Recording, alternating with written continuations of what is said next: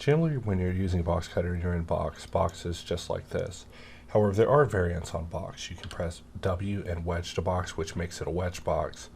However, you can also activate Draw a Line and basically draw a line, which then becomes a box, and even adjust that box on the fly using Control.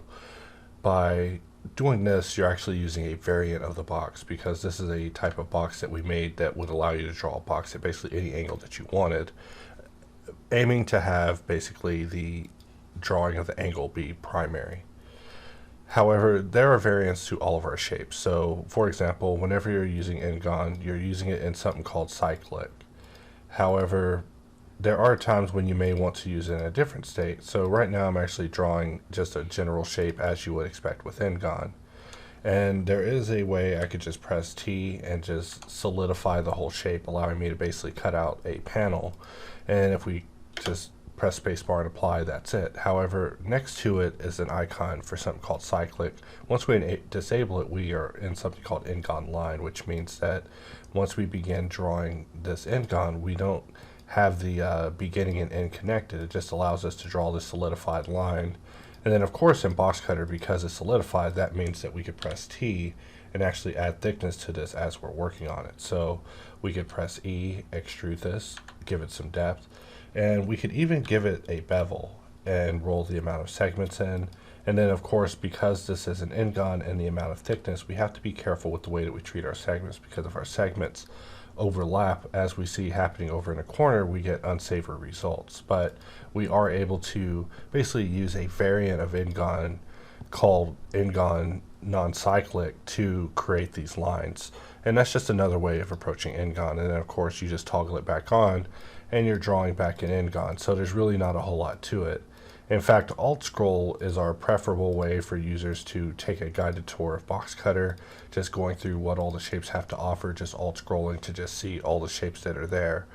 So the next variant that I want to talk about is lasso. Lasso is our least talked about variant of Boxcutter, and that's because I believe that it has an extensive amount of work ahead of it in order to make it completely useful for the things that I have in mind for it. However, I have been having some fun with it on a creative level, and definitely can validate its existence by showing cases in which it can be useful, which is my goal with everything. My goal is to validate its existence by showing cases in which it can be useful. And so, you know, lasso, it allows you to draw freeform. We've added the ability to have equidistant points, a spacing parameter, and even an adaptive system, which means that if you zoom out and you begin drawing, you won't have the shape get all bumpy. It'll remain smooth, versus if you zoom all the way in and we start drawing on a micro level, it still remains good looking because of adaptive. But there are still some things that we had in the conceptual level of lasso that I'd like to see return. They're there for fleeting moments, but I saw potential in them that could supercharge it to have a very good use for hard surface application. So lasso still remains a work in progress, but this is still talking about the variants of Ngon. So lasso isn't its own tool, it's just part of Ngon.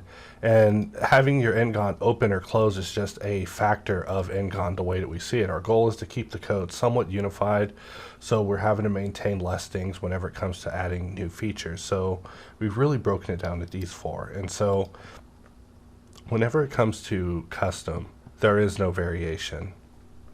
So to use custom, we'll just draw a box around this area and then press Y to make this our custom cutter. And so we can draw with custom and then hold shift in order to draw a one-to-one cut. And then during the extrude, press control in order to snap it. And we're able to cut this exactly at the same proportions as this one without having to deal with the whole shift to live thing.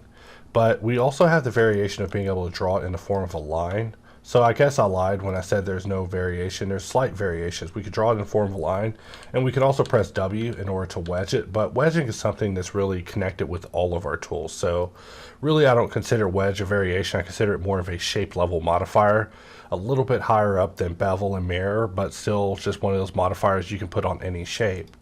So finally that brings us to circle.